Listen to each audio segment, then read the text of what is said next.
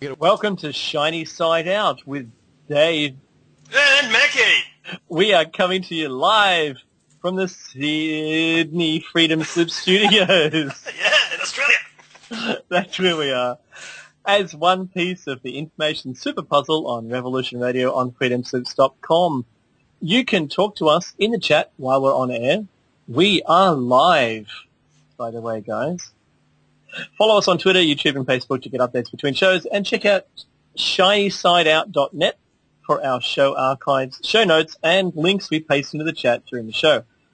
You need to get one of these apps for your smart device, Revolution Radio. Search for it on the Android platform, TalkStream Live on both, and tunein.com on both.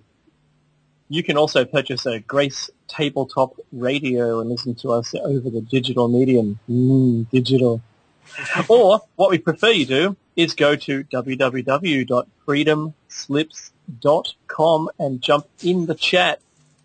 Chat with us on air. The number to call in if you're in the USA, if you have something to contribute to the show, please don't just call in for no reason whatsoever. And don't call in to listen to the show if you're in a bad spot. That is 347-688-2902, or you can add Freedom Screen to Skype. Mackie, this is show number, what is it? 64! 64, awesome. It's brilliant, isn't it? Hey, how you been? Yeah, pretty good. It's actually funny, my company is still restructuring and we're working crazy hours.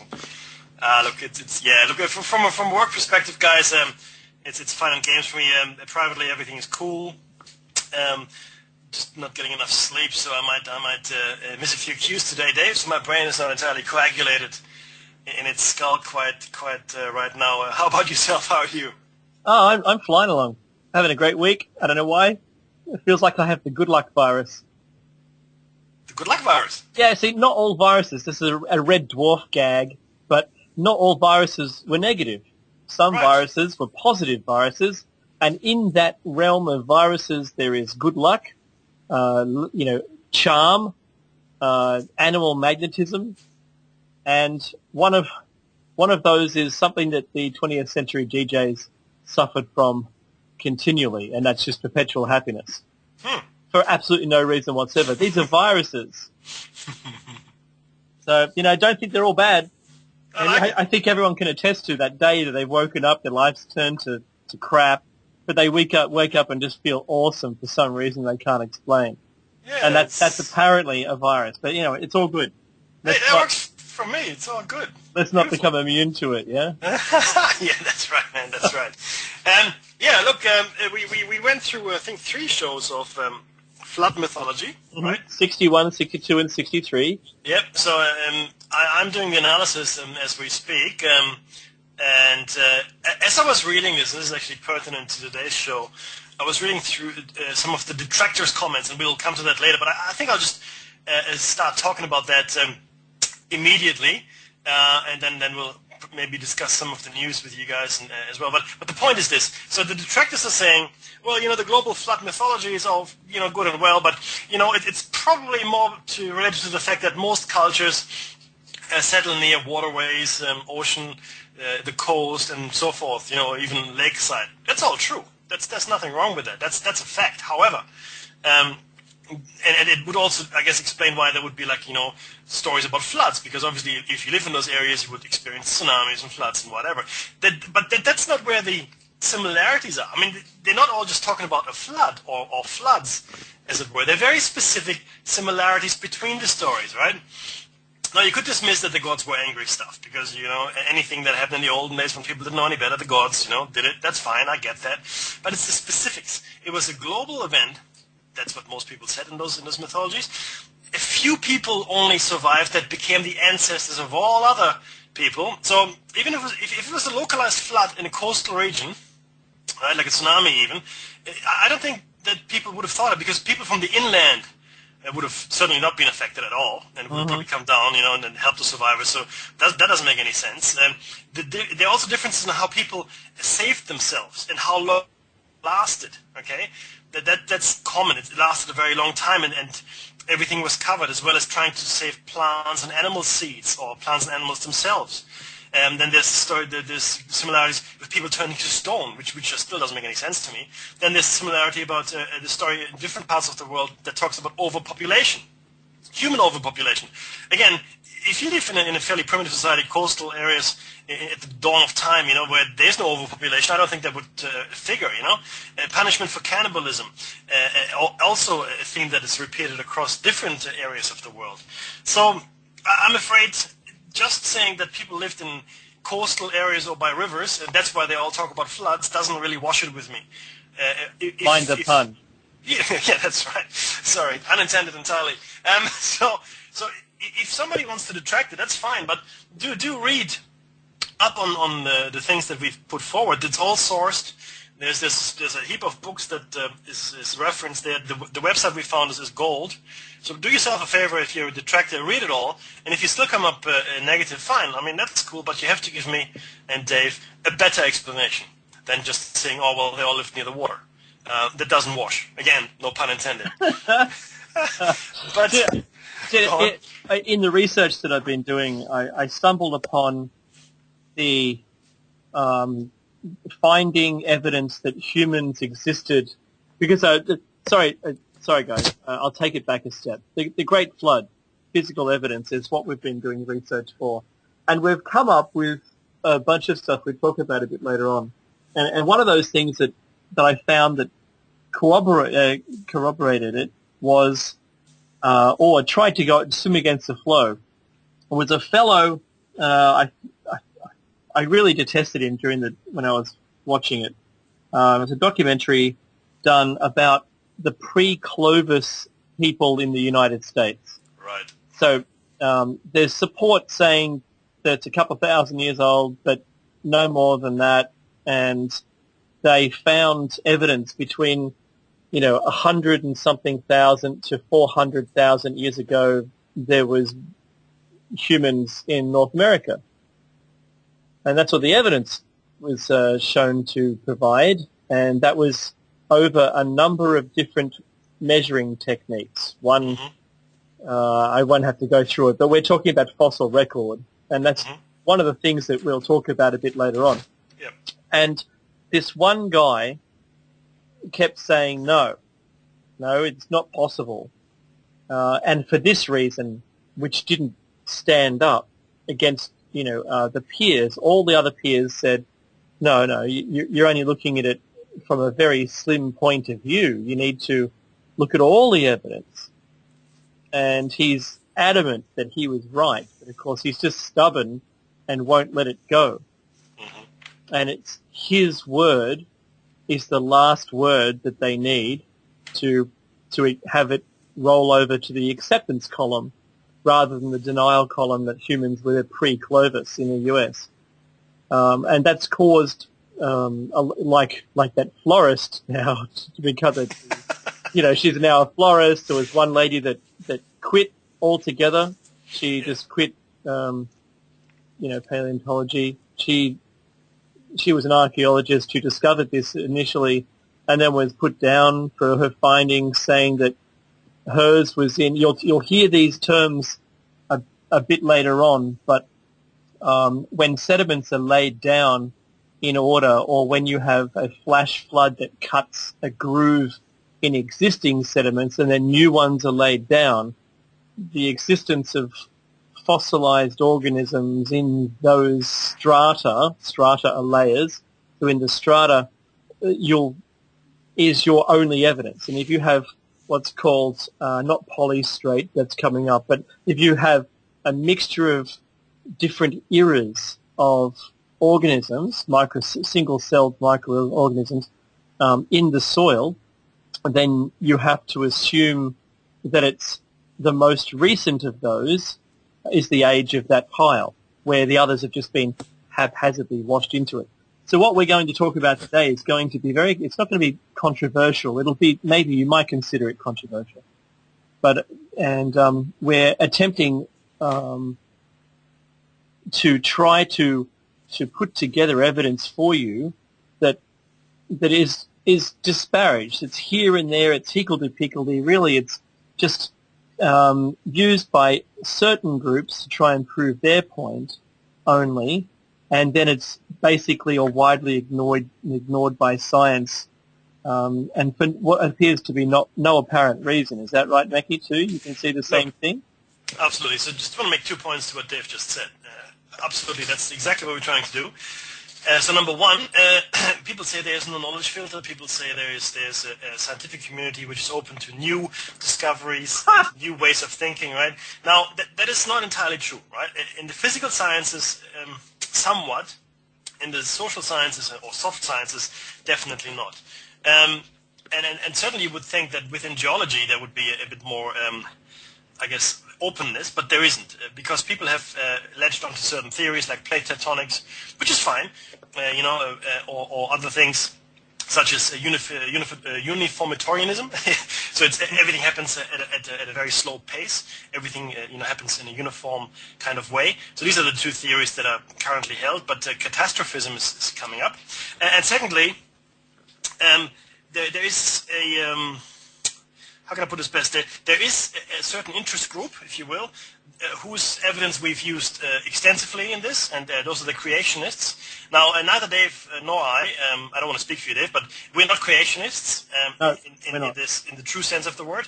We are interventionists, if anything, and whatever anybody else believes about a supreme creator or some kind of divine being is entirely their, I guess, personal. That's their responsibility. bag. Yeah, Yep. Absolutely. So we don't want to interfere with any of that, and we have nothing against anyone. I have my beliefs, Phil. Dave has his, and so we need to respect that, right? Hi, Clarence. Hi. Hey, George. What's happening? So Mickey's right. What we try not to do is impart our personal beliefs. What we're trying to do is just say, you know what, I believe all this evidence here points towards something that I think we should all consider. Yeah, and we can't just dismiss it because it was put together by the creationist lobby. Because the truth is, there's quite compelling pieces of evidence in there. It's similarly to the attitude people have today of scientists or even people living in the 19th or 18th century. Right? They dug up things. We spoke about this in other shows, and they made affirmed statements, sworn statements that this is what they found. That's the layer they found in, tools and whatnot. And these days, people go, oh, well, yeah, but those guys, what they know, and can you really trust them? It's just their word, blah, blah, blah. Well, they're no better or worse than you, okay? In fact, back in those days, we discussed this, your word was considered pretty sacred. You gave your word not easily. In fact, they keep plucking this, the evidence that was brought out by the Mexican government on the fine that lady did. I'm sorry, but I forget her name. She's passed away now. But all the evidence that she dug up went missing. And there was an earthquake in the place that it was in, and there were millions of samples from all over, were all bunched together into boxes and put into a nondescript storage warehouse. And that's it. And when the guys were going in trying to find these pieces, they were shooed out. The original people who had dug up the sample. This is how extraordinary the cover-up goes. The government, the American government sent people down, and with gun to head, made people sign affidavits that all of the evidence were planted. Mm-hmm. And these were just for, I'm not going to say Mexican workers. They were people from Mexico, humans from Mexico, in this dig, which found, humans have been there for 400,000 years or up to, between that and 100,000 in North America. And here they've got a gun pointed at their head, threatening their death if they didn't sign to say that this stuff was, in fact, planted there. But the evidence that the sediment couldn't possibly have had anything, it was untouched sediment from a volcanic eruption, that it could not have been placed there in advance. You dug it up, it became exposed, and she was the one that gridded out the site. She was the first person to ever grid out a site and note down where everything was found. And the lady who did this, her findings today her processes are still being used today by every other archaeologist. That's what kind of person she was. And then to have that all taken away from it. That's just disgusting, right? It disgusts me that people, I think these people, it keeps coming up, money, grants being removed from these people and textbooks not being changed. People should be taught about this. But I'll step down off my soapbox. No. Keep going, dude. And I agree with you 100%. Yeah. I think it's just, it disgusts me that we live in a place that will deny information to the people so it can withhold a lie. We've discussed this before, guys, right? And Dave is making a valid point. And one of the reasons that was given, maybe even the main reason, it's just too hard to change things. It would be too expensive to change the textbooks. We discussed this when we talked about the ancient civilization and evidence of humanity, which is a lot older than commonly accepted. It is just too hard. There's like a trillion textbooks out there would all have to get printed. Yeah, and people have built, and this is important to remember, right? We're dealing with this is the big one. Look, we're all people, right? And people have motivations, and they all have pretty much the same motivations, right? And if you've built your career on something, whatever it might be, you want that something to remain constant. Because, if you're young, you can still change, you can still, move around, and your mind is agile enough, and you've got enough time to build a career, right? So you need 10, 20, 30 years to become an authority in this field. And if you find that what you've built your career on, your authority, as it were, turns out to be wrong, right? Well, if it's wrong, then you go, oh, right. I guess I'm not getting any more grants. And in the scientific community, nothing much happens unless you get a grant from a university, from a multinational, from the government, from a private foundation, whoever. If you're lucky enough to be independently wealthy, great. Like most great scientists in the past actually were self-funded, right? Quite a few, like even Da Vinci was funded by patrons. Okay, so the thing is, as a scientist, you were pretty much always working for someone with the cash. And if the paradigm shifts and your field of expertise or your field of study or whatever it might be becomes irrelevant or wrong, guess what? That money goes away too. Mm-hmm. Right? And that's really the motivator. Look, I don't want to disparage scientists, and truly I don't, because obviously our civilization wouldn't be where it is today without those fantastic scientists and engineers. Think about it, right? The people that drive our civilization, our progress, are not TV stars, okay? They are not the bureaucrats. They might not even be you and I, okay? They are the engineers. They are the scientists. The people that invent stuff, that build stuff, that makes it better, right? People that understand how a mobile phone works, right? And can build it. Material scientists that come up with these wonderful new materials that make our world a lot more enjoyable and easier to live in. So those are the guys that I'm putting on a pedestal. They're the world changers, right? Mm-hmm. Everybody else just is along for the ride. And to be honest, Mickey, we haven't even seen the kinds of the things that have been created in the last 25 years. We haven't seen those come to the domestic market yet. I want to see graphene. And if you don't know what graphene is, go Google it and come back, because you know what? I want to do a show just on graphene itself. Yeah, well, I want to talk about nanotubes at that point as well. Yeah. And quantum computing. So yeah, look, you're right. That's you're 100% correct, Dave. And most of the stuff that we have been allowed to see is 25, 30 years out of date, because the military is done with it, right? Yeah, because that's the first place you get sucked up into, like a vacuum cleaner. Yeah. And of course, if you were, I have to put this out there. There was a friend of mine he lived in America, and he created an algorithm which was compression utility that compressed files. And he could happily send his file to someone else, and he got a knock at the door, and it was let's just put it, one of the three-letter agencies who said that they invited him to a meeting, which obviously was compulsory, and they needed for him to sign over a document that allowed them to be able to have a backdoor into those files. Mm-hmm. And he said, what do you mean? But I'm encrypting them for the very purpose so you can't see into them.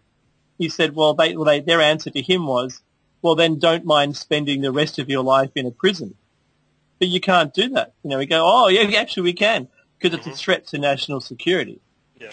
And that's the good old chestnut they pull out, and there he is. He said, fine, whatever. He goes, can I still sell it? He goes, yes, you can sell it, but we have to have access to it. I can't tell you what product it is, but they all know. You can't argue with national security. That's the point, right? No. As soon as they pull that rabbit out of the hat, because we can't tell you what part of national security, because then we have to shoot you. Okay, thank you. And the thing is this, guys, this happens all the time. I don't know if you know this, but both Dave and I come from the computer field. Ever since, I think it was Windows 95, or might have been Windows 3.1, there was a DLL within the operating system. DLL is a dynamic link library file. It sort of connects all the softwares and addresses the hardware. So that's a DLL, right? It's a file that you need to run your software on the computer. So there was one called NSA.dll. Okay, now this might be an unfortunate naming convention, but I never found a use for it, to be honest with you. Right? I don't know what it was used for. So someone did. I didn't. I don't know if you ever found out what it was used for, Dave, but I think I know what it was used for. Oh, I'm convinced of it. And we know that it came in around about the same time as the CPU identity flag, that they knew who you were. And That's Microsoft have been using that for a long time with the registration of software. While they say no personally identifiable, which is person, it's the word person, it's a legal entity, you as a person, they can't identify you, they know what machine you're on. Yeah. Oh, they know your location of the machine, they know what it's running, and most likely they have access to your files. Yeah, so don't forget they know what point at which you exit into the internet, and they know how many kilometers you are away from the exchange. They can easily deduce who and where you are, and the right of the ISP to divulge that information to whoever's asking is open now because of the Patriot Act in America, and here it was the help. The act is still in 2001. They opened up all of the laws to allow electronic surveillance without a warrant. Oh yeah. Don't be up to bad, guys. That's what I'll say. I'll be all over you. The actual program was called Carnivore. Oh, nice. Yeah, I know, and I don't know if that has a name change or not, but yeah, it was essentially. In fact, there's this TV show which is called Person of Interest. I suggest you guys watch it. It's very interesting, where a genius has built this computer program or system, I should say, not the program, it's a system, which monitors everything and can warn of acts of violence and terror and whatnot. So while it's a science fiction show, the reality is that the monitoring is going on today. And cameras are being cross-linked and cross-referenced, and facial recognition is very much up and running. Oh, an Aussie guy made that one. I met him. That's it. Exactly. Well, a lot of stuff comes out of Australia. We're pretty prolific that way. But so look, that's where we're at, and we've drifted far afield, my friend. Oh, don't worry about that. Tones has just backed us up with how NSA access was built into Windows. Oh, okay, yeah. Oh, honestly, Tones, you are so awesome. Nice one. You're our panel operator today, by all looks and intent. It's a German website too. Awesome. Hey, I was just for all of. I was thinking about this week. I was watching Iron Sky. I love that film. I've watched it again. It is truly amazing, and only because I came across a news story which was. Nazis had planned for a giant sun gun to fry cities from outer space using solar power, space military and medicine, blah, blah, blah. And this is true. They were planning on putting huge mirrors up in space to direct sunlight down onto individual towns, and if they had time enough to succeed, it would have been an awesome weapon.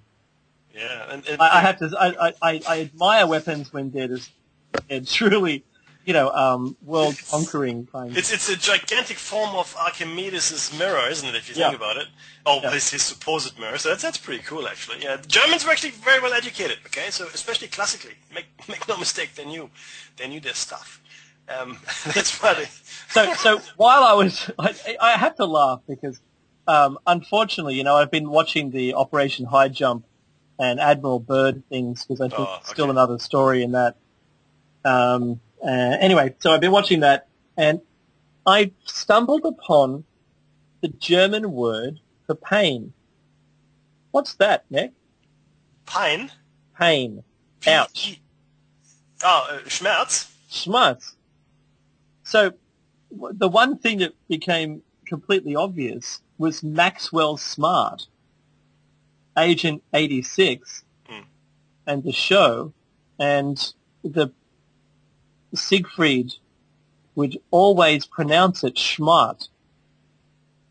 I see what he's saying. He was a pain. Yes, Schmerz. Actually, I think it's very clever on behalf of Mel Brooks' writing team. Oh, but those are smart guys, you know. Quite enjoyable as well to watch if you guys haven't seen it. It's hilarious. It is very funny. So, okay. How about we start? How about we do? Okay, guys, just a quick recap. We're going to talk about the Great Flood, or the Great Flood in mythology. What is the physical evidence? What can we say that a flood has happened? Now, while neither Dave nor I have conclusive evidence, a lot of things are pointing to a number of things. One, yes, there seems to have been a flood event, maybe even a number of flood events that would have affected the globe. We covered that in our flood mythology show, so that seems to be there. It also seems to point to a time 12 to 13,000 years ago, which is very interesting. And there's some modern research that backs that up, which also coincides with the end of the last ice age and extinction of a whole bunch of animals and the potential, I guess, end of a high civilization at that time. Direct your attention to the Sphinx, which most likely was lion-headed at one stage and then was recarved. But the point is that the Sphinx was facing, due to the constellation of Leo at that point, so it was actually facing it, and that was about in 12 to 13,000 years ago when that happened, right? So right now, a lion's head wouldn't make any sense. Back then, it makes perfect sense because it was facing the constellation of Leo, and nobody can tell me how old our constellations are. Sorry, well, they're obviously billions of years old. What I mean by that is the naming convention. Nobody can come tell me how long have we named the constellations Leo or Capricorn or whatever, right? Well, they're Latin names. Yeah, I get that. You know, I'm not stupid. And these days, when you look at a horoscope, specifically in Germany, the translation is to Löwe, which is the German word for lion. Of course, Leo is the Latin word for lion. So let's assume that, you know, some other civilizations would have had a different word for lion, and then the Romans simply translated for them into Leo, and similarly with Aquarius and so forth, right? So the point is that we may have named these constellations the same way for a very long time indeed. You make a good point there, mate. Right, so yeah, so we also have evidence of structures at that time being abandoned and buried. Göbekli Tepe, the ancient Stone Age, and I don't want to call it Stone Age necessarily, even though, you know, that's where it sits time-wise, because Stone Age imparts this level of primitive inhabitants. Not at all. Göbekli Tepe is quite extensive and quite sophisticated, but it was deliberately buried at that time. Also in the same area of the world, Turkey, Asia Minor, you know, for those people with a classical inflection, was home to a host of underground cities.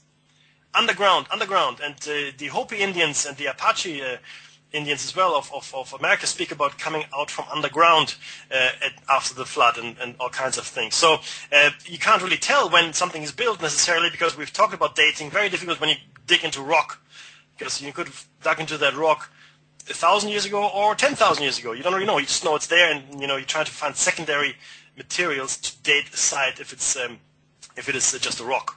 Yeah. So we mentioned this on the dating show. I don't mean where Mackie and I chose a bunch of candidates to date each other. Except for I like moonlight walks on the beach. You know, I like. You know, I was looking through the ads there, and it said that, you know, almost every single person said they like bushwalking. I went bushwalking, and there was no one there. Anyway, it's an old joke, an oldie but goodie, I hope. Sorry, crickets. You can hear crickets. My best jokes are told to crickets. Listen, what's really important is the Göbekli Tepe site. Also includes, and we have to take into consideration, the carvings that are at that site. And we've spoken about these guys before. But there is, in fact, crocodiles where there aren't any there on the stone, carved. And there's animals and, you know, I think there's llamas and a whole bunch of things that are carved on those, in his carvings found there in the stonework.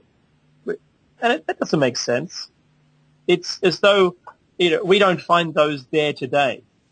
However, they don't look like they became extinct through any other medium, and will bring this up. So what about let's just say that fossils. If we're looking at the fossil record, this is what we talk about, right? Yeah. Again, we need to set the scene for the fossils as well. So, and Dave wanted to talk about this also. So it's important that we understand what fossils really are. Well, fossils are this. Great segue, by the way. Love it. And fossils are essentially the calcified and petrified, in fact, remains of creatures. Right? They're not the creatures themselves necessarily, but they are the stony remnants thereof. So how does a fossil form? With great difficulty.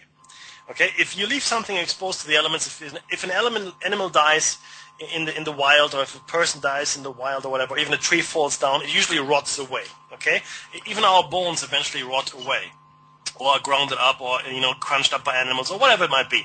So for a fossil to form, certain conditions need to be met. Number one, they have to be submerged in something that will protect them for a long time yet.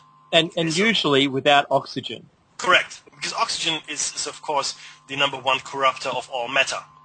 So yeah, ideally airtight, away from oxygen, away from acids, away from water erosion, away from wind erosion, away from animals, away from earthquakes and lava flows and all kinds of wonderful things. And so you have it sitting there in this, I don't know, it could be in a quicksand, it could be in silt, in mud, anything that will cover it, essentially. Tar pits you might be familiar with, or even bogs in England, BOGs, bogs, where you find well-preserved human corpses, because there was put in there to be killed. It was a form of execution back in the day, as well as in ice. Glaciers, you find preserved life forms as well. Those are not fossils. Fossils are stone. Okay, they're entirely stone, and they are, I guess, a mold of the creature that used to be there. Okay, so there we are. So that's a fossil.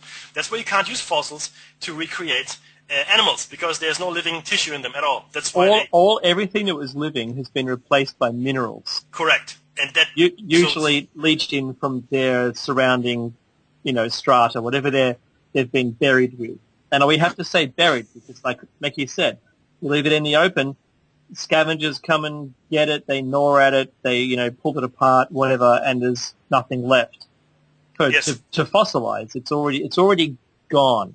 So if you laid down in your front yard and died and put a sign up, "Please don't touch me, I'm dead and I want to become a fossil," you won't be. You have to actually be buried in special circumstances.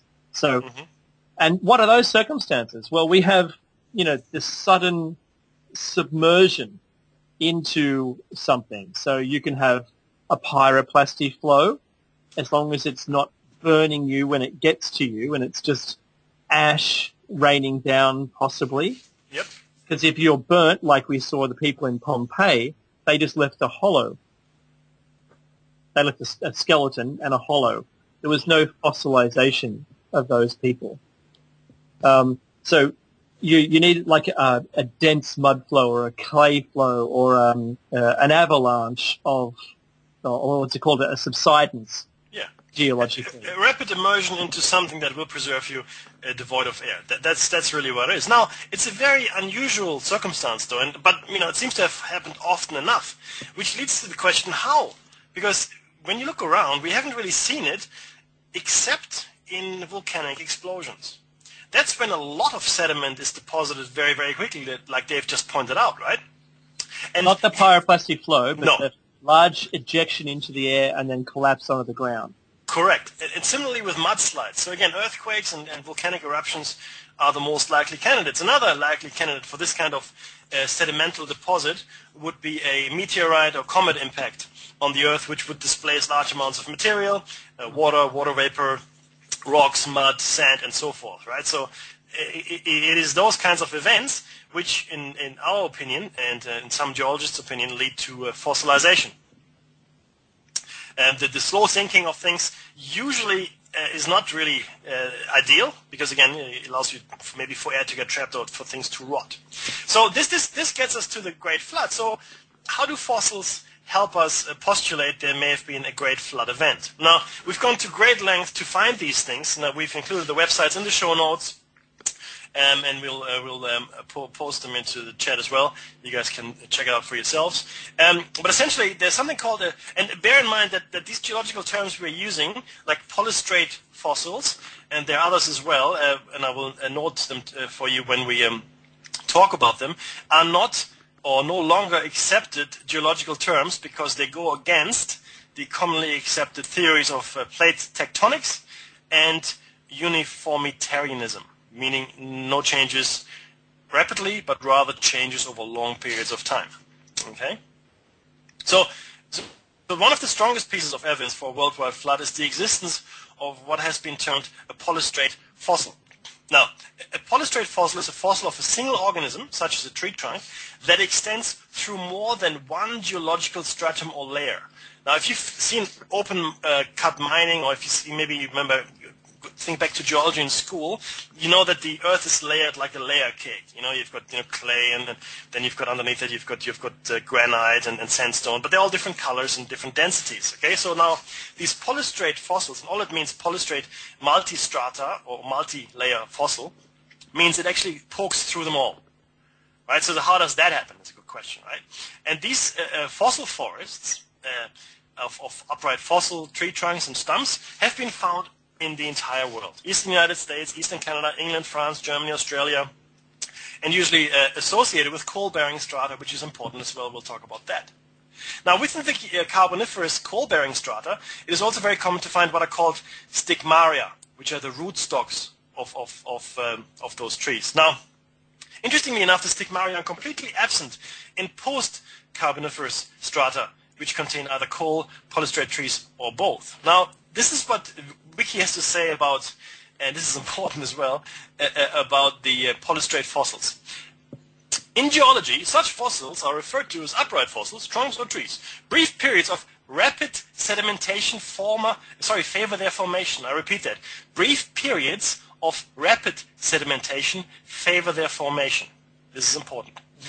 Now, usually found, these fossils are usually found in layers associated with an actively subsiding coastal plain or rift basin, or with the accumulation of volcanic material around a periodically erupting stratovolcano. So, a stratovolcano is a volcano that spews up material of different consistency. So, obviously, as lava comes out, it's just molten rock.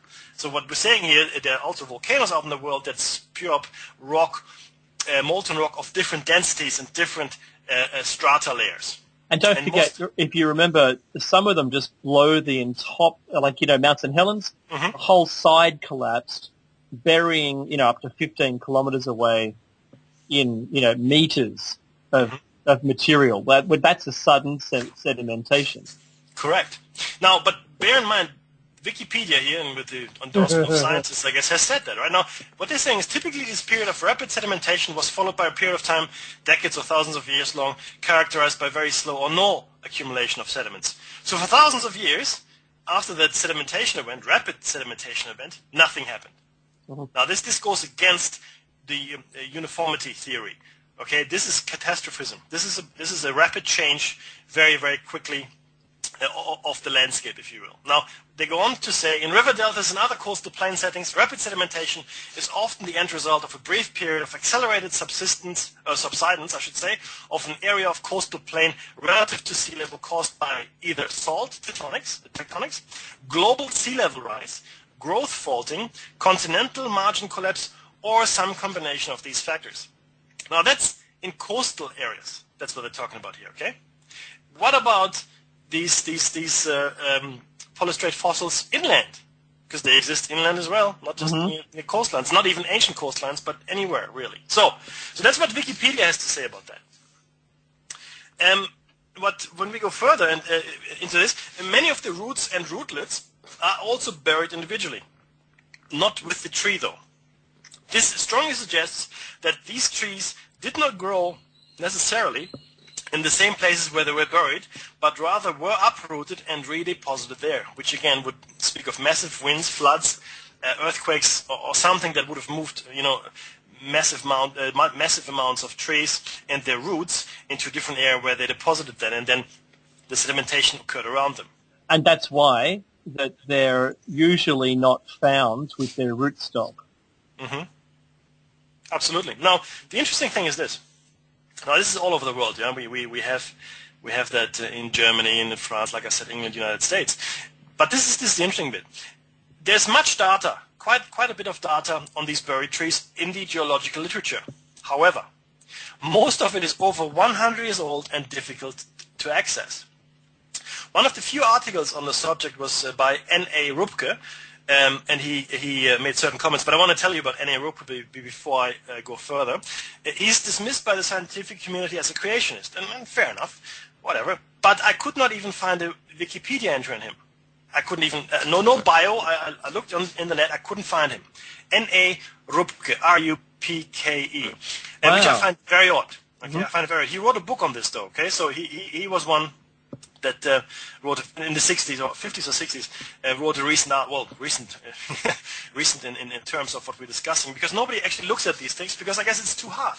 It flies in the face of the theories that are being accepted today. So What did he say? Yeah, what he said was this, and I'm quoting, personally, I'm of the opinion that the polystrate fossils constitute a crucial phenomenon both to the actuality and the mechanism of cataclysmic deposition. Curiously, a paper on polystrate fossils appears to be a black swan in geological literature. A systematic discussion of the relevant phenomena was never published. However, geologists must have been informed about these fossils. In view of this, it seems unintelligible that uniformitarianism has kept its dominant position. Now that's what he said about this, and he wrote a book about it, so obviously he tried to discuss it in the scientific forum. So That went nowhere. no. So you can ask yourself, why are we not looking at this phenomenon? Why isn't there a scientific paper discussing these, these multi-strata fossils? That don't make any sense, really, if you think about it, right? If you look at the common or the accepted theories of geology. Dave, Wait. Remember that Meki and I realized that as soon as science is able to label something, then they just move on and ignore it. That's their job, is to label it and move on. Well, if we've all heard about petrified trees, that's what we're talking about here.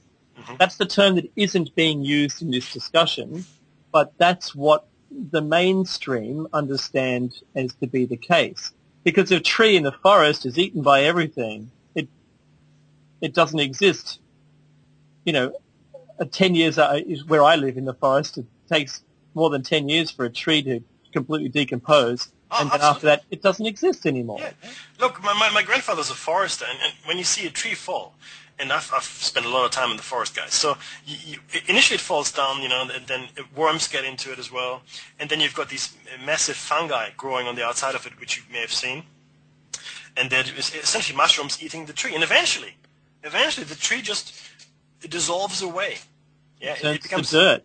Yeah, exactly. Quite fertile, if you wanted to use it, in your garden, that'd probably be a good thing. But the point is, it just dissolves. Yeah? Think about the mulch that you buy to put on your garden. Yep. You don't dig it up as a fossil. It doesn't fossilize. Sorry, you take a mouthful. I heard that. Yeah, right. No, I had a drink. My voice is getting rusty. So I think it certainly has a lot of merit, and I like to talk about the Clastic dykes. The Clastic dykes, yeah. Again, another term that was described as archaic in geology use. So, a Clastic dyke is a seam of sedimentary material that fills a crack in and cuts across sedimentary strata or other rock types. So think about, again, the open cut mine. You see the layers of rock, and let's say somebody drives a hole down just all through all those layers, right? Like a vertical hole. Now, all the layers are horizontal, and this vertical is perpendicular to it, and that is then filled with other stuff. That's a Clastic dyke. Now, apparently, they form rapidly by fluidized injection, which is the mobilization of pressurized pore fluids, or passively by water, wind, and gravity. So essentially, the sediment is swept into the open cracks. Now, Clastic dykes are commonly vertical or near vertical, like I said. There's also the scale is usually between a few centimeters to a few meters across. So, and the length is usually many times its width. So it's a column, if you will, through the earth. Now, with phrasing typical of the early century, early 19th century, I should say, sorry, American geologist Olaf P. Jenkins states, and I quote, "It appears then that in every case fissures formed and then fragmental materials are dropped, washed, or pressed into them, from above, below, or from the sides. This action has taken place in open fissures, underwater in fissures on the bed of the sea or other bodies of water, and also far below the surface of the earth in consolidated rocks." And this is where it becomes important. "The filling from below has come about by pressure of some sort, in some cases undoubtedly hydrostatic." Now, hydrostatic is water pressure, guys. So what he's saying here, that it seems that the filling was, the sediment was swept into these crevices, if you will, by water pressure, right? And a global flood may very well do that. Think about this. Water pressure is something that people underestimate. I don't know if there are any divers amongst us, but essentially, if you go down low enough, or deep enough, not low enough, go low into the water! If you go deep enough into the water will crush you. It will collapse every single gas-filled or bubble in your body, and it will crush you. That's what's going to happen, because it's the weight of the combined water, and it's quite astonishing just how heavy that gets. And that's why we haven't really been very deep. Or no, we have been deep, but not extensively, because it's quite expensive to dive that deep, right, Dave? Yeah, completely. And I just wanted to say that the best way of thinking about this, and hydrostatic, for those people who didn't understand what the word means, is it's basically a differential in pressure, but from below. Yeah. So if you have an in-ground pool, a concrete pool, it can actually get popped up out of the ground by hydrostatic pressure of water underneath the pool, and so there's a valve put in the bottom of the pool called a hydrostatic valve, which releases that pressure into the pool. And I've actually witnessed some muddy water come into the pool from the bottom after a lot of rain, where I lived for 20 years with a pool, and I couldn't believe that the valve actually worked. I was completely under the impression that the weight of the pool and all the water would be sufficient for the water to divert around it, but no, that's not the case. And so they are needed. Don't take them out if you're renovating your pool. You need them. That's it. Now, there's actually a problem with these clastic dykes, Dave. What's that? That's the millions of years mindset of geological theory, in that massive older sediments are found intruding upon into overlying younger strata. Right? And this must have occurred, logically, while the older sediments were still in a plastic or movable state, if you will. So what took these older sediments so long to become hard? One would think that a million years would, more than enough time to turn massive sand-laden sediments into sandstone, yet we have an example of sediments which are said to be 80 million years older than those above them, and yet they still had not become hard, but were in fact in a wet and plastic state, when an earth movement caused them to be forced up into the supposedly much younger sediments. Okay, so we've got older sediments intruding upon younger sediments, if you will. Such things not only present serious problems for the geological method of dating that we have at present, but also tells us something is wrong with the millions of years mindset of the theory itself. So, catastrophism looks a lot more likely, and thus causes a strong suspicion that we're not being told the truth entire by mass media or the scientific community. So this is really where the problem is, because obviously there are logical problems, scientific problems with certain occurrences in nature which haven't been explained properly, right? That's really the issue here, guys. Now, the next one is Mount St. Helens, Dave. Oh, I'd love to talk about this one. If you could. I watched it on telly as it was happening. 3 separate eruptions produced sedimentary type layers hundreds of feet thick. One of these was a hurricane velocity deposit that produced thousands of thin laminations of up to 25 feet thick. Did you hear that? The laminations of different layers. Yep. And it was able to do this. We're talking about multiple strata burying things in a quick sedimentation, and that's what this is. Remember, sediment doesn't have to be water-bound. Right? So the third eruption was a lava flow which turned into a hot mud flow as it crossed I think it's the Toutle River. Yeah. I think so. This hot mud flow was not only diverted by the river, but carved a 17-mile-long series of canyons. Wow. Yep. And it was up to 140 feet thick. In a matter of hours it did this. They called it the Little Grand Canyon of the Toutle River. And to this very day, neither the mass media nor the popular science, we always say this, publications have told the public what happened. I've seen a documentary, that's it, That's the on one. it. I knew, you're having a bad day, I'm having a bad day. So, yeah, I've seen a documentary on this, and and that was pretty much where it left. There wasn't much in it. So that's how quickly something can happen. It can happen in just a couple of days, and it can be extremely thick. Thinking about how this stuff can get laid down. Now, remember, in the mud, there would have been microorganisms. Mm-hmm. Not the lava flow so much, Mm-hmm. but it's certainly there'd be enough for us to be able to date. And this is extremely similar to the thing that happened down in New Mexico, and where the lady found the 400,000-year-old untouched deposits with human tools in it. Yep. And look, it goes further. I mean, this kind of geological upheaval happens all the time. In fact, I remember when I was a child in Germany, there was a volcanic island that came out of the North Sea, literally in a few days. Mm-hmm. So an island grew from the bottom of the ocean, and it was an underwater volcano, and it created this island. Something that you don't see every year, and I vividly remember the TV news pictures of that. But closer to home for you guys, in the Palouse Canyon in eastern Washington State was eroded through solid basalt, the rock type. Am I pronouncing correctly? I'm sure. Basalt. Basalt, sure. Yeah, which is a lava flow. Yeah. And by Lake Missoula floods in 1 to 2 days. So it was hollowed out by the Lake Missoula floods in 1 to 2 days. And this canyon is 300 to 500 feet deep. Okay, that's the power of water. That's the power of water moving at speed. And I think you all remember the tsunami event, Boxing Day tsunami, that killed 600,000-700,000 people across the Pacific and Indian Ocean. Not so much Pacific, Indian Ocean mostly, yeah. Mm-hmm. There's another one which is interesting, Dave, closer to home to us. Yeah.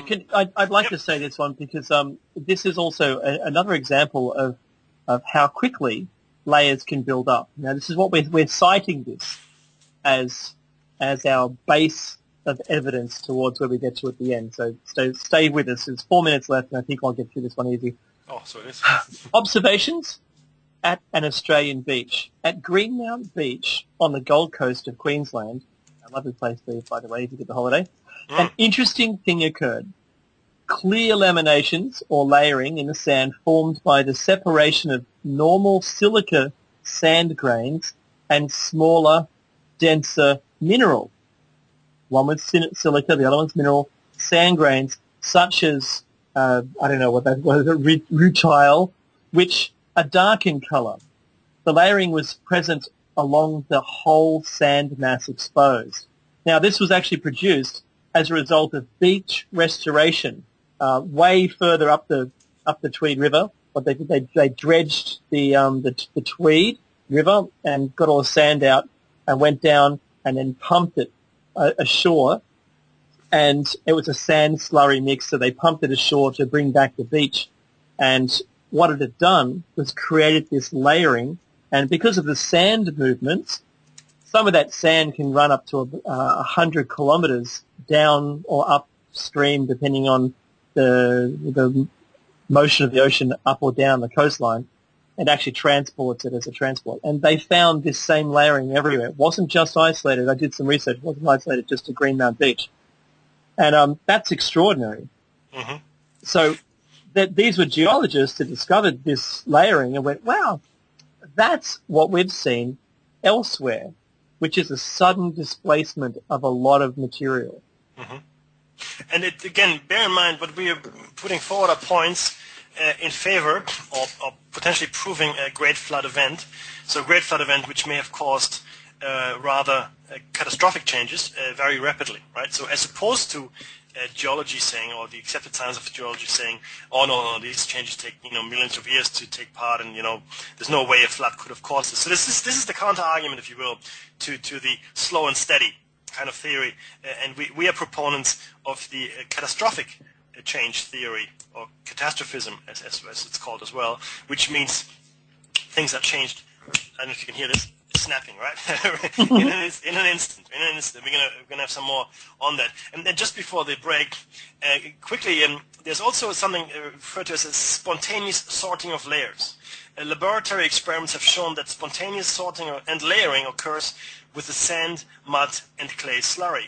When the mixture slows down, the sand, mud, and clay will spontaneously precipitate or settle out and form individual layers. Dr. Guy Bathold has performed a number of experiments which demonstrate this. So what it means is you've got a flood event or whatever, it's a catastrophe, and you'd think, oh, it's all mixed up in a slurry and it just form as one big lump of one strata. Not so. It seems that these materials, very much like some drinks that you can mix, will separate because, I guess, based on the individual densities. Okay, so there's a separation that occurs. I don't know if you've tried to mix water and oil. I'm talking about something like that, right? You can try to mix it up and try to melt. And you're back with Dave and Mackie's Shiny Side Out on freedomslips.com. Now, remember guys, this is Listener Funded Radio, so if you like what you hear, even if you don't like it, please go to freedomslips.com and push the donate button, right? Your donation is greatly appreciated and helps run this station. And now we're halfway through show number 64, and we're talking about physical evidence for global or even several global floods, Dave, aren't we? We sure are. And I want to make this point, and we haven't bothered you with this in the first half of the show, but it's important. Nighthawk and the crew are running the station on their own. They're getting a little income from donations, and a little from YouTube, but it's not really a lot, guys. So if you can donate, that would be awesome. It's entirely listener funded. We have no corporate sponsorship. I would like to see the corporation that sponsors us, to be honest with you. So it's democracy. It's anarchy. It's you guys determining whether or not this is a success. Okay, anything on the internet these days is an anarchy, and you are the voting public by listening to us and by listening to our shows and the other hosts and giving money when you can. So it's really an organized anarchy that we're part of.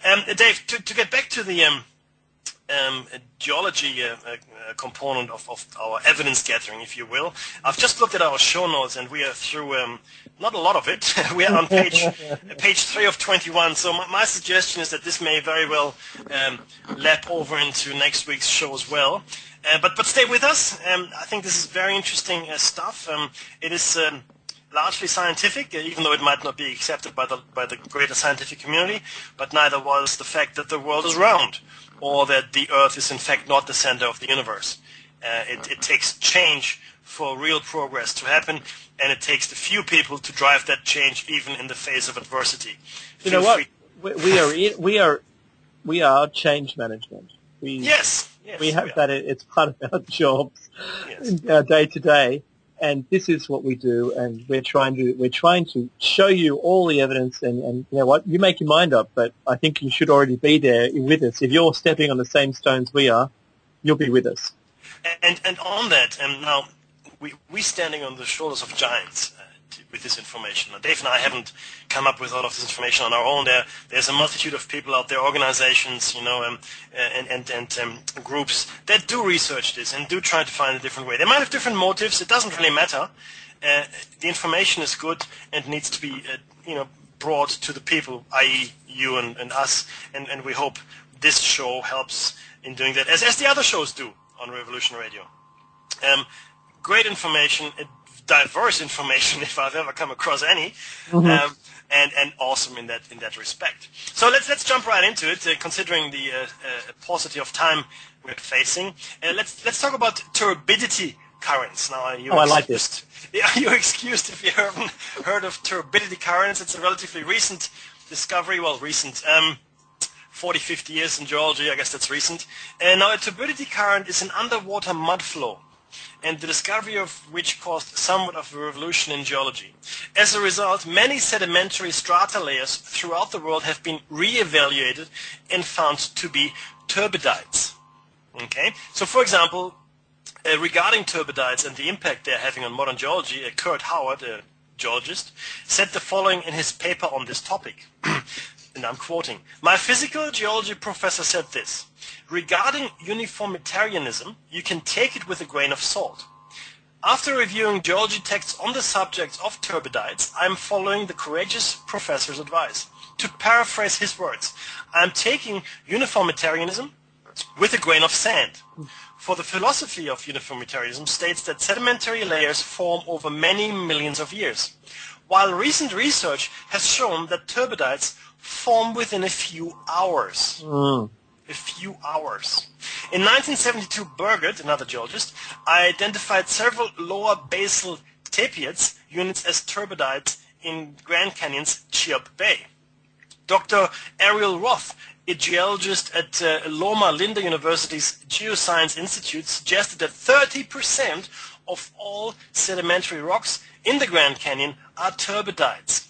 Some geologists suggest that 50% of the world's sedimentary rocks might be turbidites. Now, this is turbidites form within hours, and they are underground mud flows. Modern geologists discarded the term Fleisch, sediments, and geosyncline because rapidly formed megathick Fleisch is incompatible with uniformitarianism and long ages. Now, Fleisch is actually a Swiss word that refers to sandstones and schists. And schists are metamorphic rocks that are dominated by platy minerals such as mica, for instance. However, now I needed to explain Fleisch because that doesn't make any sense, right? So, however, in the last few years, the number of geologists abandoning the classical uniformitarian discipline and adopting the new catastrophism is growing. So that's Dave and I. Hey. Geologists, that's right.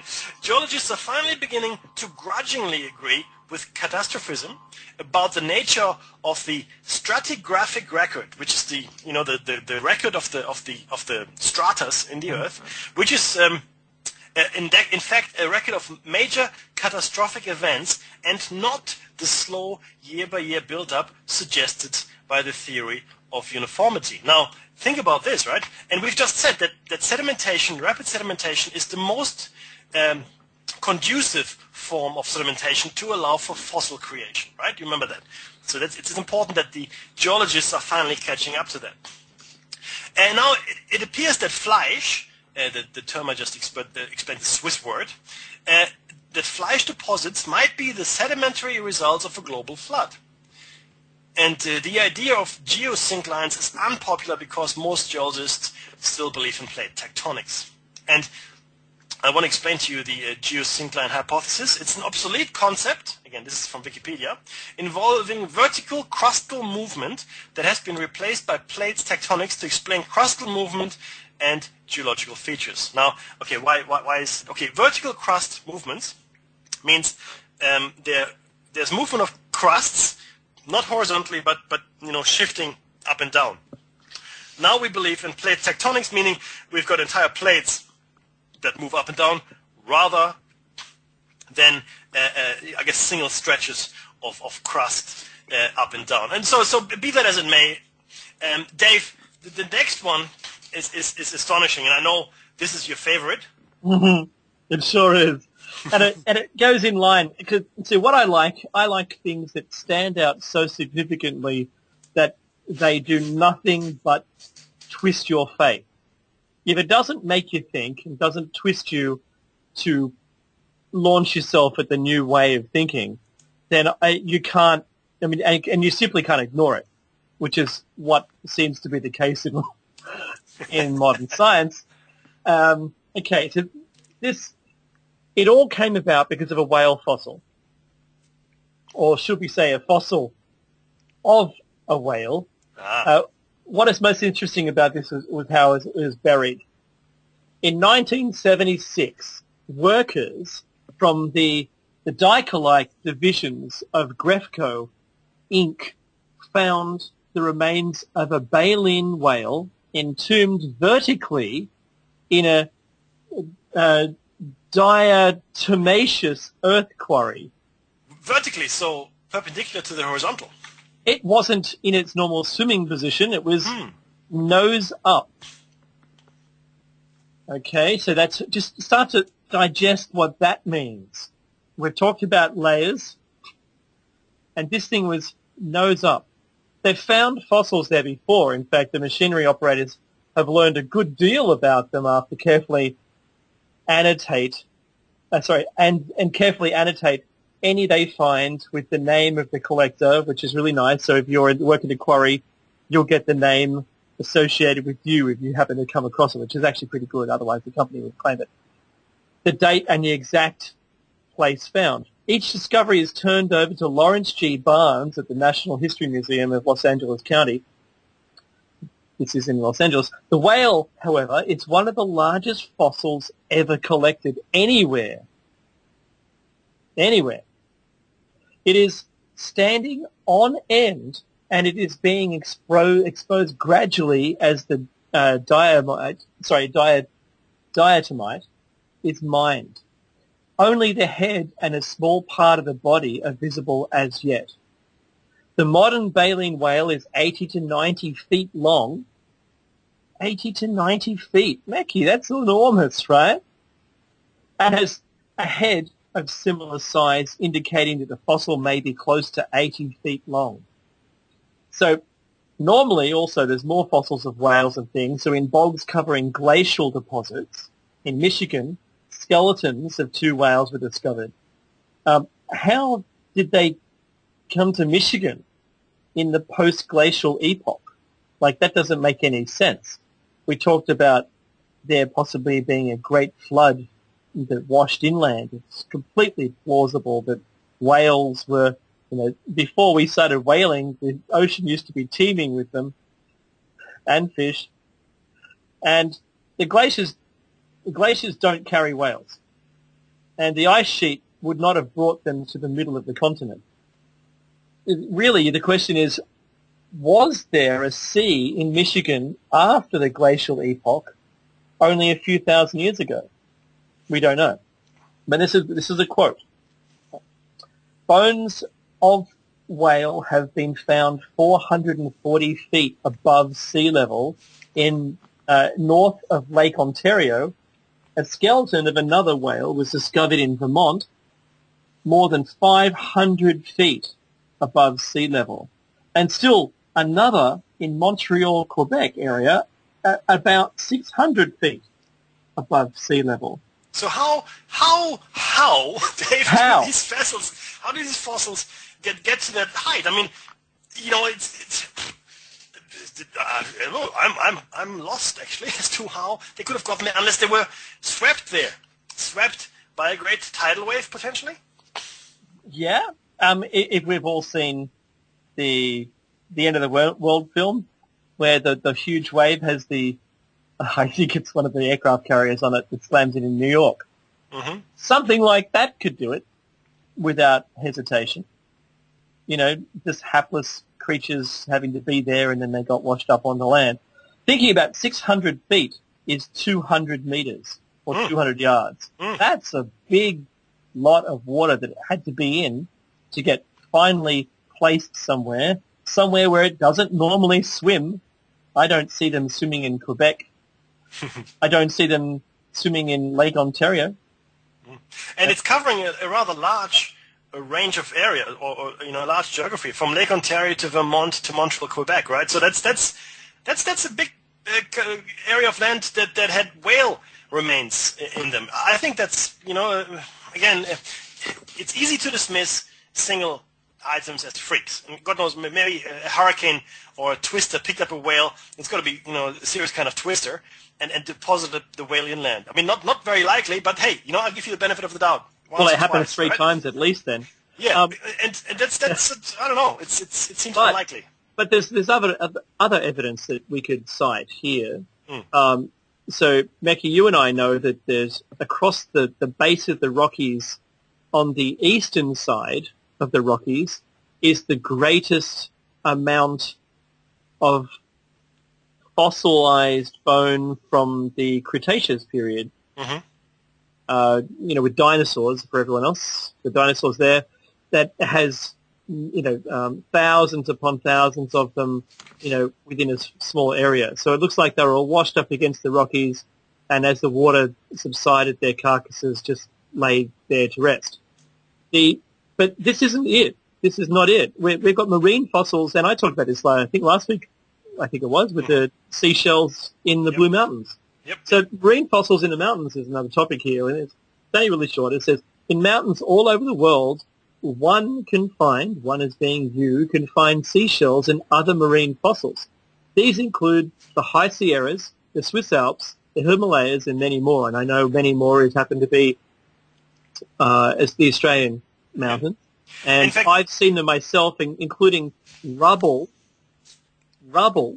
and sand and seashells that have been compacted by glaciation and turned into sandstone.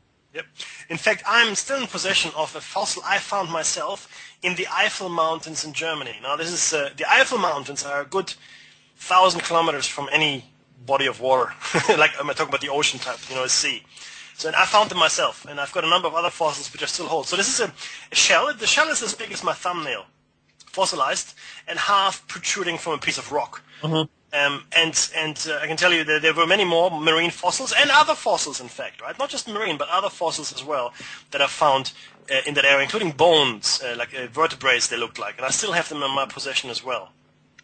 In the mountains in Germany, in fact, in southern Germany as well. And so again, how did those fossils get there? Right? You can say, well, at one point this was the bottom of the ocean.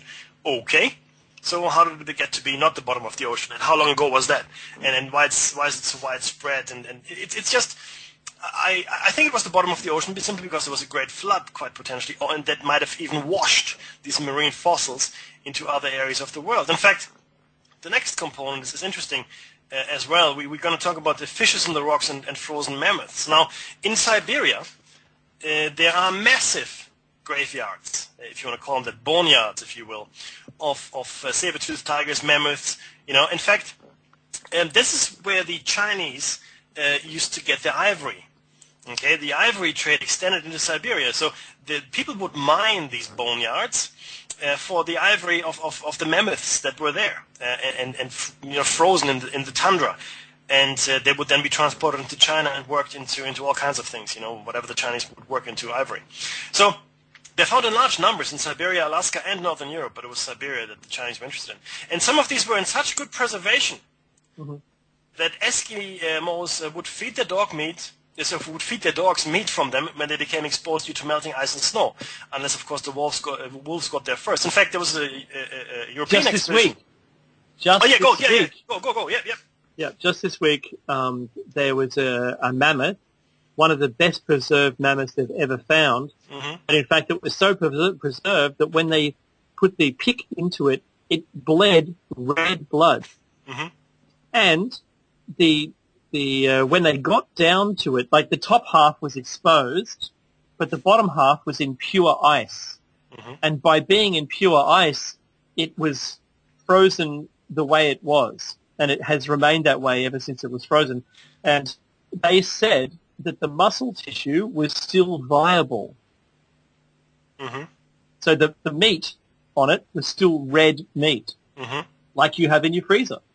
Now, for that to occur, guys, and this is important, if you were to fall in an icy lake and you would freeze, okay, corruption would still set in because there's air trapped, and you would still rot, as it were, right? And certainly over thousands of years. However, in order for the mammoth to be the way it is, with flowing blood, right, it had to be snap frozen. It had to be frozen instantaneously. And this brings me to one of my pet theories of crustal displacement. Now, and a crustal displacement, and we will talk about crustal displacement in another show, but essentially what it is, it presupposes that the Earth's crust is on the Earth itself like an orange would be over an orange, the orange peel. And the orange peel is detached, so you can move it around quite freely. Now, of course, if that were to happen, then the oceans would move and you would have massive floods as well. So I'm saying here that it's potentially possible that there are several things happened at once that caused the Great Flood or the Great Floods. And crustal displacement might be one of them, because crustal displacement also means that you would move to a different latitude and longitude on the Earth. So, you suddenly cooling it down. Correct. So, because we know that mammoths did not live in the ice. They did not live in tundras and frost, because we have found Butterblumen in German, they're called, they're little yellow flowers, right? Daisies in their mouth, daisies in their stomach as well. So they were chewing on mild climate plants when the freeze took place. Okay, and it had to be instantaneous, an instantaneous freeze, and the daisies were still in their mouths being chewed. Daisies do not grow in Siberia today. Okay, but they would have if the climate would have been warmer. Now, we also, I spoke about the boneyards. There are fissures in the rocks. In caves and fissures in England and Wales and all over Western Europe, and that includes Siberia as well, the bones are found, and bone fragments as well, of many types of extinct and existing animal species, including the mammoth, hippopotamus, the woolly rhinoceros, the horse, polar bear, bison, reindeer, wolf, and cave lion. However, this is important, in virtually every case, the bones are disarticulated, meaning they've been separated, but they are without teeth marks, unweathered, and in most cases broken and splintered. So whatever happened instantaneously and with great violence, right? So these animals did not fall prey to hyenas and vultures, as it were. Okay, they were broken apart instantaneously and deposited into these fissures. All right, I'll give you some examples. In the rock on the summit of Mount de Sautenay, which is in France, it's a flat-topped hill near Champsaur-Saône between Dijon and Lyon. My French is beautiful. There's a fissure filled with animal bones, right? Why should so many wolves, bears, horses, and oxen have ascended a hill isolated on all sides? Asked Albert Gaudry, a professor at the Jardin de Planté, which is, I guess, a school in France. So, in fact, yeah, why would all these animals move up the mountain just to fall into this hole in the rock, right? Doesn't make any sense. Now, according to him, the bones in this cleft are mostly broken and splintered into innumerable fragments and are evidently not those of animals devoured by beasts or of prey, rather, but nor have they been broken by man. Nevertheless, the remains of a wolf were abundant, together with those of cave lions, bear, rhinoceros, horse, ox, and deer. Now, they thought that the animal bones were found in common heaps because they had fled there to escape the rising waters. And think about animal behavior in general, right? Animals are a lot better at sensing these things than we are. And it is quite possible that this event may have caused them to huddle together. We notice that if animals are fleeing a fire, Dave, and we've seen this in Australia, yes, do they care if they're running next to a lion? Not at all. They just run away from the fire, right? Not that we have lions, but you're absolutely right. No, we don't. That's true. It was a poor example, but no, and they will huddle. They'll despite their not being at the same animal families, they will stay together. They don't care. It's the last thing on their mind. It is. Absolutely. It's survival at that point. It is survival at that point, and this is really the point we're making here as well. Okay, so Dave, the next one is interesting. If you can take us through that would be awesome. Thank you so much. We're talking, and I actually like this topic. I have to say, outside of physics, I think geology is an amazing thing.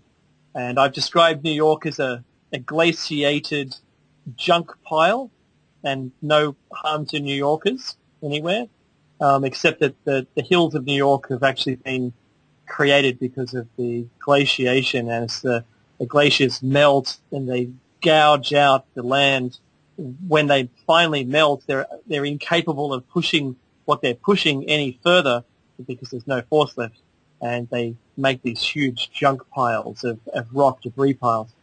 So what we have is also called erratic boulders. Now, these are found all over Europe and North America, and are found extremely large boulders which were transported many miles by some mysterious force.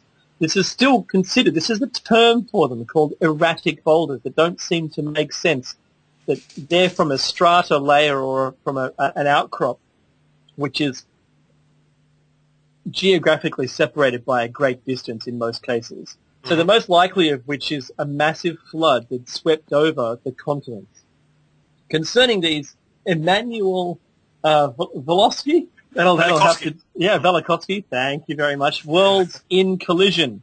He writes, and I quote, some erratics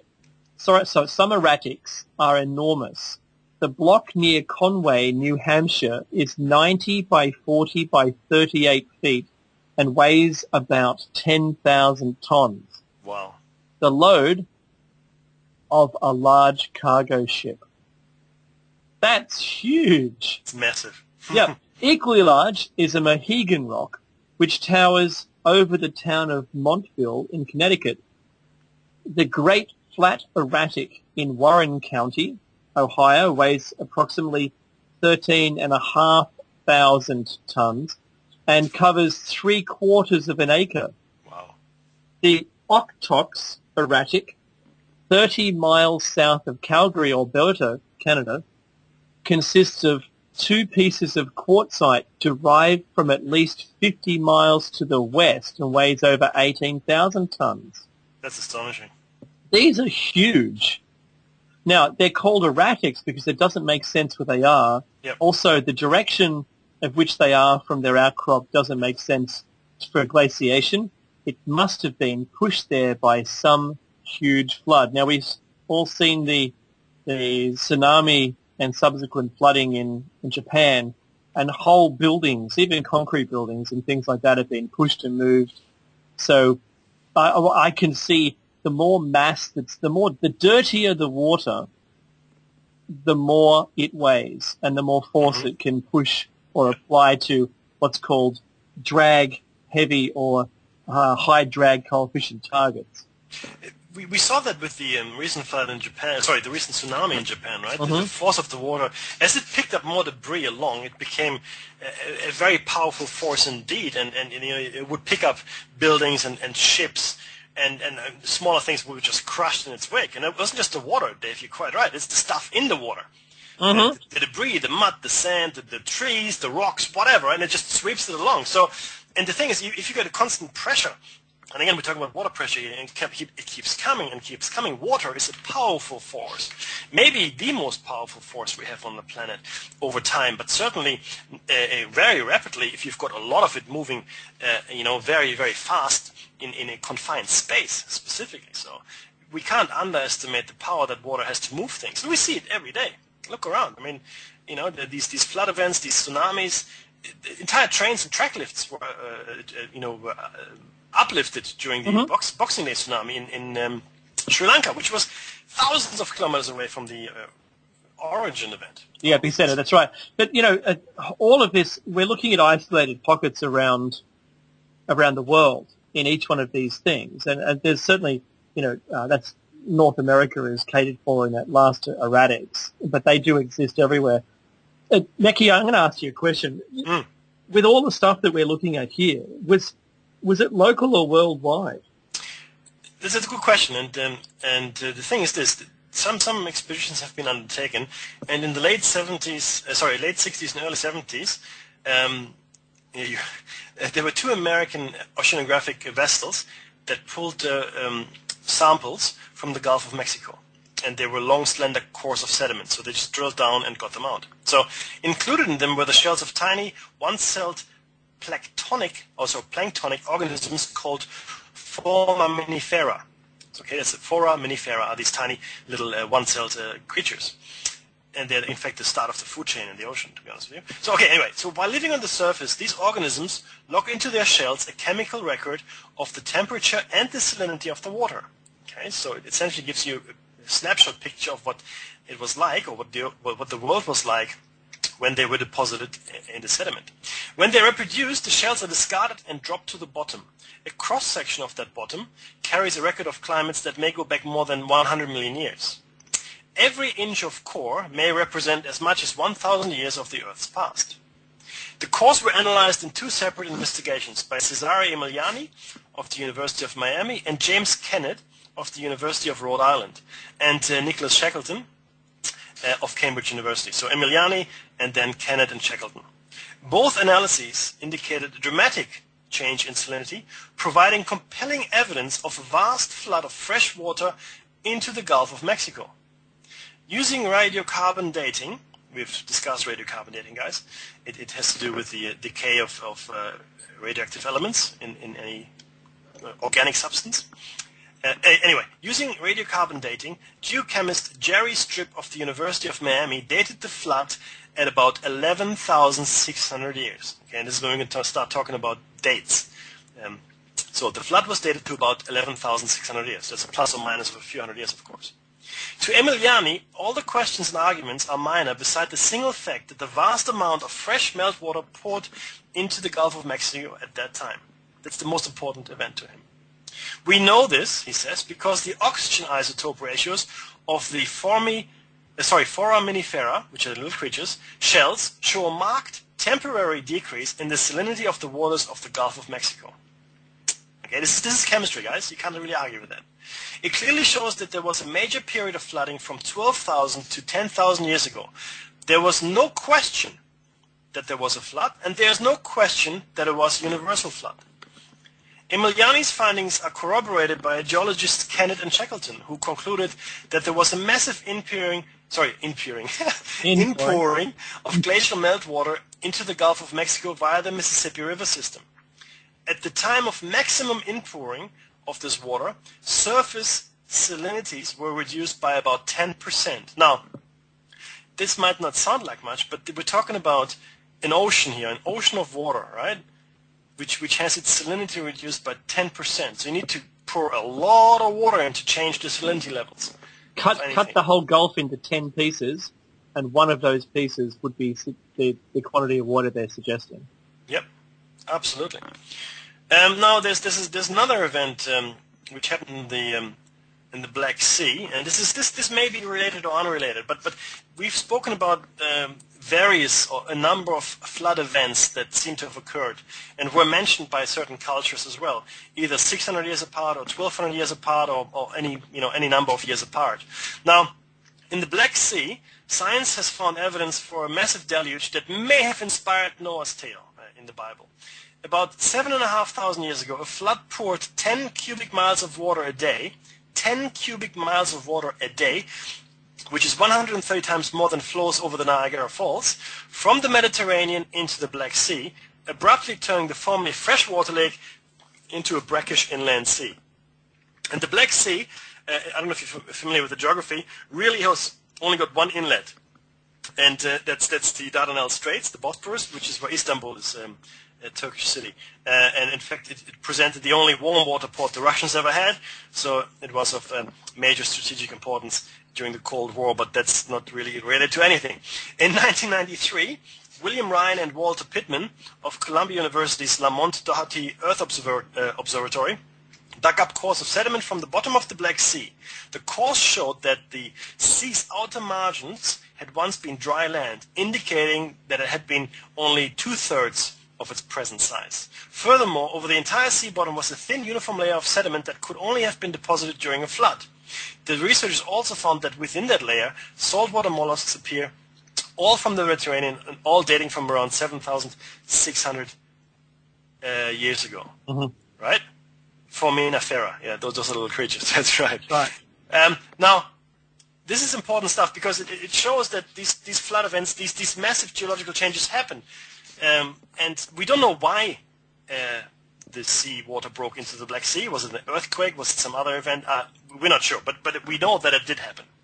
So the question then is it a miracle or a worldwide flood, right? What are we talking about here? And now, such a hypothesis would require assumption of a highly unlikely pattern of faunal migrations, where swarms of species of Manticoceras are followed everywhere at the same distance and the same time interval by swarms of species of Calyceras, the two waves preserving their separate identities on a staggered mass migration around the world, without evolutionary changes and without ever becoming mixed.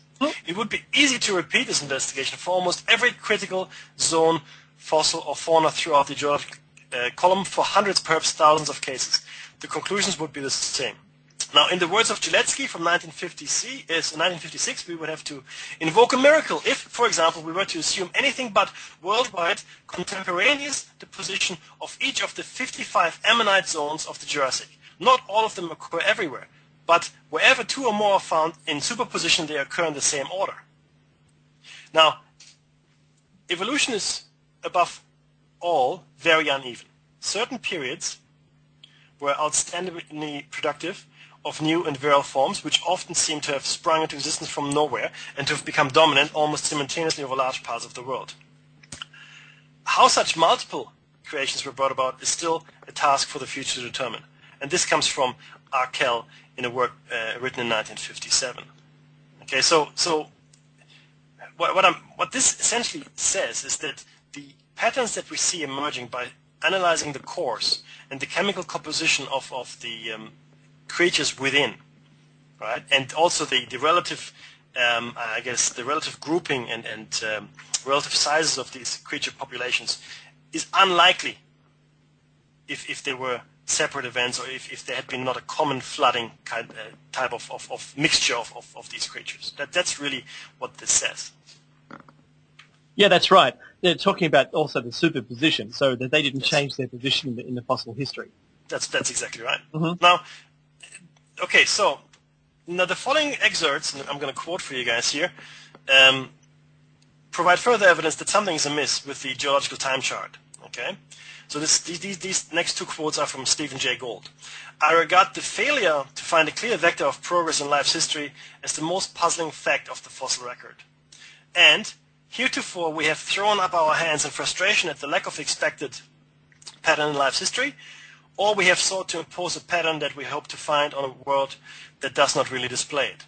If we can develop a theory of mass extinction, we may finally understand why life has thwarted our expectations and extract an unexpected pattern from apparent chaos. So, and again, we've spoken about this as well, the extinction events, right? And how the Cambric explosion, meaning, you know, all of a sudden we've got these multitude of species appearing out of nowhere. And this extinction level events which destroy up to 98% of all species on the planet, including, you know, the ocean species. So, and the flood ties into that as well, because the flood event certainly was an extinction event. Okay, we've got the bones of the mammoths, we've got the sedimentation that doesn't make any sense, we've got whales embedded head first, if you will, or standing on end, as it were, vertically across the sedimentation layers. It doesn't make any sense unless you embrace the theory of catastrophe or catastrophism, right? So we're not living on a planet, and this is really the point here, guys. We're not living on a planet that changes slowly and gradually over time, you know, nice and gentle, you know, the mountains slowly rise and, you know, waters go up and down very slowly and glaciers move like they do. No, that is not what geology is teaching us at all. It is teaching us that these events are catastrophic. These events happen instantaneously. Mammoths are being frozen. Vast floods sweep across the land and taking everything. 200 meters deep. Yeah, moving 18,000-ton rocks. 18,000-ton rocks. Mm-hmm. Hello, right? So this is really what we're dealing with here. And these, I guess, these floods, these catastrophes would have left a mark in the human psyche. They would have left a mark in our histories, in our oral histories, correct? Which is what we discussed with you last time. Hang on. Yeah, we did. We found that out. Yeah, the flood myths, right? They have left a mark. In fact, there may have been several floods that may have taken place. Some may have been localized, still affecting a large group of people. Others may very well have been global. Okay? Now, there are a few more quotes I want to share with you. One of the ironies of the evolution-creation debate is that the creationists have accepted the mistaken notion that the fossil record shows a detailed and orderly progression. That's from David M. Raub. Okay? Now, not at all. So I don't think that the fossil record is orderly or detailed. Okay, it doesn't show progression necessarily. Another quote: only 15 to 20% of the Earth's land surface have even 3 geologic periods appearing in the correct consecutive order. Okay, so the layering and strating of the world doesn't always coincide with the theory. In fact, only in 15 to 20% does it coincide. Okay? Any sequence in which an older fossil occurs above a younger one is stratigraphically disordered. This order may be from millimeters to many meters and is produced and is produced by the physical or biogenic mix of sediments. Since these processes occur to an extent in virtually all sedimentary systems, stratigraphic disorder at some scale is probably the common feature of the fossil record. The extent of disorder is not well documented. However, the widespread occurrence of anomalies suggests that this disorder should be taken seriously. That's from W.J. Arkell. Examination of Britain's record of the Ice Age levels disclosed a complex interbedding of drift sheets derived from different sources. When we add the additional complications imposed by thin drifts, scanty interglacial deposits, and the frequent presence in fossil-bearing beds of secondary displaced fossils derived from the reworking of older horizons, we get a truly difficult overall problem. All in all, British glacial stratigraphic research has encountered exceptional difficulties. And this was R.F. Flint, professor of geology at Yale University. Okay, guys, so the whole point of today's show was to highlight serious issues with the geological record. And it very much seems that a flood, a large-scale global flood, or several, would in fact explain why the record looks the way it does. Okay, and Dave and I have a theory as well on how that flood might have occurred. We spoke about the rain of fire and the rain of water, which came out of large areas of the Indian flood mythology. So Dave and I think that it may very well have been a comet or meteorite impact on the Earth that caused the flood. Because you think about it, if a large body such as a meteorite, even a comet, whatever, impacts in the ocean, what you will get is massive tidal waves, okay, and maybe crustal displacement if the knock was hard enough, which would explain the shift of certain regions of the world into colder atmospheric conditions. Just think about this, guys. We had an earthquake that shifted our axis. Yes, Dave, exactly. That isn't very much. That's just, like the dog's back shaking, and suddenly it's walking on a tilt. This is really what happened. So there's theories all over the place that we found, and James A. Morrisek. Yes. He's basically he's saying, he talks quite heavily, and he's leaning, despite whatever origin you're looking for to support the theory of there being a great flood, he's basically saying, what there is, and there's a whole bunch of different things that he talks about. Do you want to take this, Mac? Are we okay? Absolutely. Yeah, 100%. Look, we haven't got enough time to finish this, but essentially James A. Morrisek has very elegantly phrased the theory that Dave and I are trying to expound to you as well. So we'll see how far we can get this. We will pick it up next week. Yeah, what I want to do, I'll just read the preface here, and then just each of us take each one of those dot points, yeah? Mm-hmm. So let's just try this. I think just the first set, and then we'll go through the next. Sure. Okay, so what he suggests is an atmospheric impact, commonly referred to as a bolide or airburst, is another type of impact event. Tunguska, my favorite one. Impact is an example of a strong bolide event. So another type of impact is an ice age glacial impact. Such an impact could produce the effects contained in the biblical description of the Great Flood. If you displaced a whole bunch of ice that melted, you get a flood. That's what Mickey and I talked about. So there's also a comet or asteroid impact on a large glacial mass, which causes the following effects. And this is just the effects of a glacial impact or an airburst. Okay? Release vast quantities of heat. Produce massive earthquakes. Produce trapped, superheated steam that would exert force to uplift and move a large glacial mass, as we're watching in Greenland, isn't it, at the moment? That's right. It's melting like the dickens. Yep. Fracture glacial sheets, so we'd see them break off and then go to higher latitudes or lower latitudes and melt. We know that, if it's waterborne ice, it won't raise the sea level. If it's land-based ice, it will. eject water, steam and ice high into the atmosphere. Of course, what happens then? It turns into rain and rains down, and we would see rain and storm clouds like we've never seen. Release stored potential energy. Of course, the potential of something is upon impact is transferred. All the physicists out there will nod from potential to kinetic energy, which is actual energy doing something. Produce a partial glacial ice melt. By the way, in impact, if anyone's familiar with the Area 51 underground nuclear testing, the witnesses said they saw ripples run across the ground, and that's all it did was open up a hole which collapsed.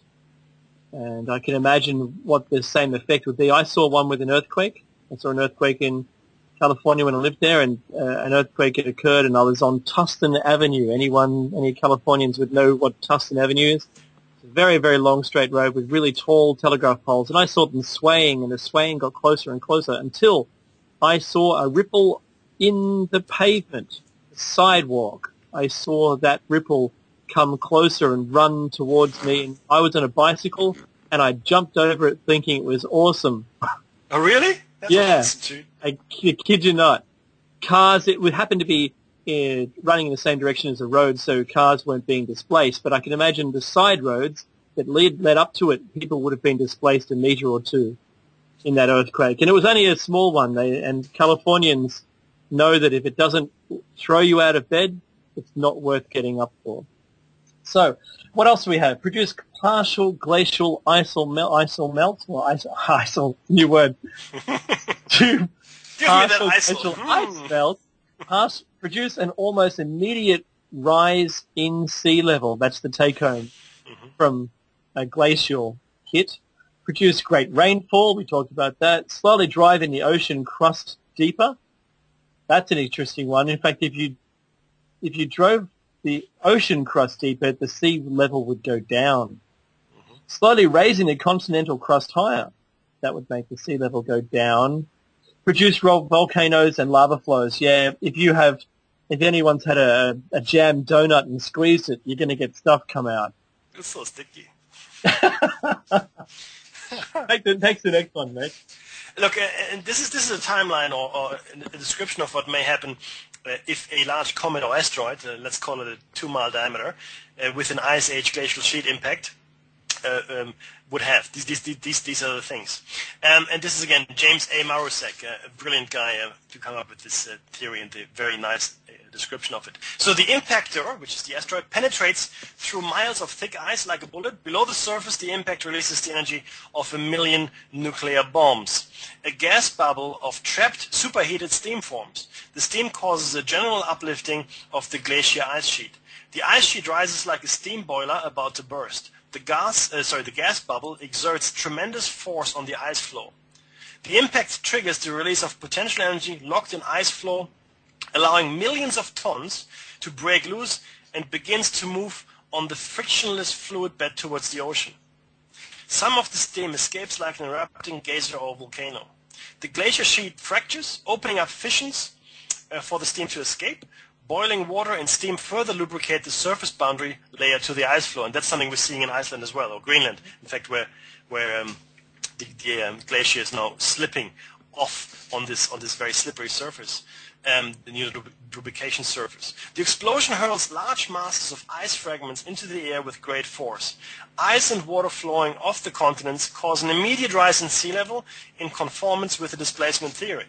The released superheated steam falls back to Earth, generating very violent storms. Heavy rain falls for several days and weeks. The atmosphere heats up. Large earthquakes combined with the Earth's crustal, a rebound from the movement of large ice sheets, exert significant strain on the tectonic plates. The strain is relieved by the eruption of volcanoes, and lava flows throughout the world. Underwater earthquakes expose frozen methane hydrate beds. The heat generated at the impact point and the heat from underwater volcanoes and lava flows elevate the temperature of the ocean bottoms and melt the exposed methane hydrate. The released methane bubbles to the surface, where in time it is ignited by lightning strikes, which further raises atmospheric temperatures. The methane burns release large quantities of carbon dioxide into the atmosphere. In the end, the global temperature rises significantly, breaking the back of the ice age, causing further ice melts. Okay, so this is what would happen if a comet hit a glacial ice sheet. And during the period of the ice age, that's exactly what would happen. Now, let's talk about the release of potential energy. During an ice age, the sea level drops because the water is locked, obviously, in the ice sheets. That makes perfect sense. And snow accumulates, forming mile-thick ice sheets in the polar regions and at high altitudes. Now, we see this today at the poles. We know it's several miles thick. The loss of this ocean mass places the Earth slightly out of equilibrium. The massive ice sheets have potential energy. For a visual example, think of an avalanche. An impact can trigger the release of this potential energy. When these large ice sheets are shattered, billions of tons of ice can break loose and move the Earth back into equilibrium. Now, some people have postulated in the past, if enough ice accumulates at the poles, the Earth could topple.